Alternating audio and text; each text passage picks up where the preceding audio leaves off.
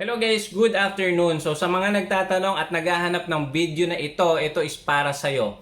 Okay? Sa mga namumblema sa payout sa Facebook dahil hindi sila makareceive ng payment, no? Or yung status ba guys ng inyong payout is paid na. So parang ganito guys, no? Pakita ko lang sa inyo. Punta tayo guys sa ating professional dashboard. Mula dito, i-click natin itong payout. Ayan. Tapos dito may transaction. Okay? Ngayon, kapag paid na po yung nakalagay, katulad nito, naka-state dito guys, May 22 na paid. So, bibilang tayo ng 7 days, marireceive na natin ito. But before natin ma-receive ito sa ating mga bangko, meron munang sinisend si Facebook sa atin na dalawang resibo. Una po, statement of account, tapos remittance.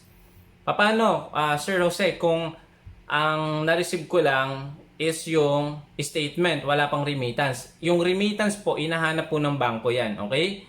So, ito po yung pinaka-backup nyo or para siyang tracking number, no? Kung magre-remit tayo ng pera sa mga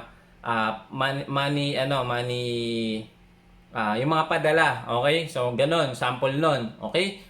Kailangan po ng remittance slip. So, paano ito makukuha? Ay kung wala namang sinend sa iyo si Facebook. So, ang sagot po dyan, ituturo ko sa inyo, no? Kung ngayon pa lang napanood to, tapusin mo ito kasi ito na yung video na hinahanap mo kung bakit hanggang ngayon hindi ka pa rin nakaka-receive ng payout. Okay? So, ngayon, punta po tayo sa browser. Any browser, ilagin mo yung Facebook mo dyan. Okay? Tapos, kapag nakapag-login na, punta ka sa inyong profile. Ayan, i-click mo yung profile. I-desktop site mo, no? Kung meron kang laptop, mas okay. Pero, ang karamihan na gumagamit sa atin ngayon is Android phone or iPhone. Okay? Ngayon, i-click mo tong view tool. Ayan. So, isinum in ko lang guys ha. Click mo yung view tool. Ayan. So, mula dito, meron niyang payout sa may gilid. Ito. So, zoom in ko para at least makita po nung medyo malabo po yung mata, no? Or naliliitan sa text. So, click mo tong payout. Ayan. Mula dito, meron ditong mga number sa may taas. Click mo yung may arrow na yan. Ito, yung may arrow na yan, guys. Okay? Ngayon, nandito yung pipiliin mo na account na merong payout na hindi mo pa nare-receive. So, sample, ito. Ayan. Okay? So, ngayon, nandito po yung mga payout natin. Ayan. So, nandyan po lahat. Okay? So, yung pinaka-latest na payout mo na hindi mo nakita yung remittance. Ngayon, meron po yung download button sa may taas. Ito guys, oh.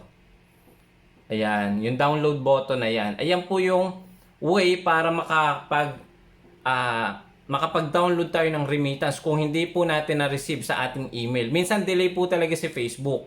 So ngayon, i-click mo tong download. Ayan. So meron ditong download payout history. Okay? Mula dito, meron po yung last month, 3 months, madadownload nyo po lahat yan. Yung remittance na yan. Okay? So ngayon, ang ida-download lang natin yung last month. Okay, ayan. Tapos, makikita mo dito kung magkano, no? Kung magkano at kung kailan siya, yung date range. April 1 to April 30, yung magkano yung earnings mo.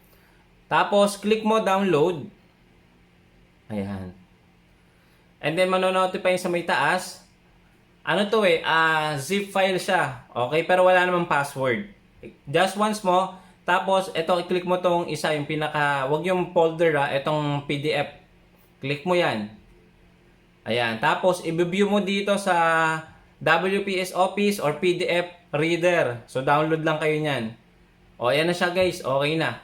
So, meron ka ng remittance na pwede mong i-present sa bangko. Bakit hindi mo pa nare-receive yung payout mo or hindi pa pumapasok sa inyong bank account. So, ganyan lang guys, kasimple. Okay? So, sana nakatulong Sa mga nagtatanong naman bakit yung payout daw nila on hold pa din or hindi pa din nila nakukuha, dahil po yan guys, invalid clicks, no? Invalid clicks or hindi hindi authentic yung pag-click ng ads diyan or pag-appear. Minsan, binabalidate po talaga ni Facebook yan. Kaya yung iba, nagkulay yellow or naka-on hold.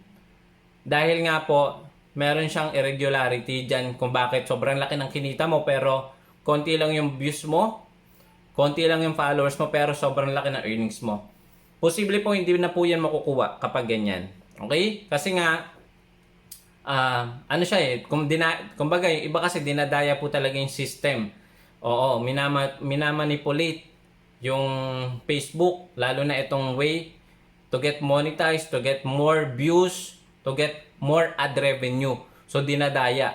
Okay? So hindi lumalaban ng patas yung ibang creator. Ibang creator lang hindi ko yung sinasabihan ko. Nagjo-join sila sa mga grupo sa Facebook mismo, no? Kaya nga po si Facebook, guys, pinasok na din po yung mga groups nyo. Kaya hindi na din po kayo makakaligtas sa mga violation. Okay?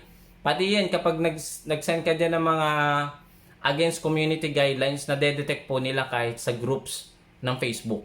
So, paano nila nalaman na mayroong mga ganitong activity? Dahil nga, na-access ni Facebook lahat yan. Groups, pages, pati yung conversation. Sila po yung may access po niyan. Wala po tayong ligtas dyan. Kasi ginamit lang natin itong Facebook, yung kanilang platform, at nag-allow po tayo ng mga permission dyan. Permission to view, yung location, di ba, yung mismong ginagawa natin sa mismong Facebook. Lahat po yan, guys, is permission or pinapahintulutan natin si Facebook na alamin yung mga ginagawa natin sa ating Facebook account.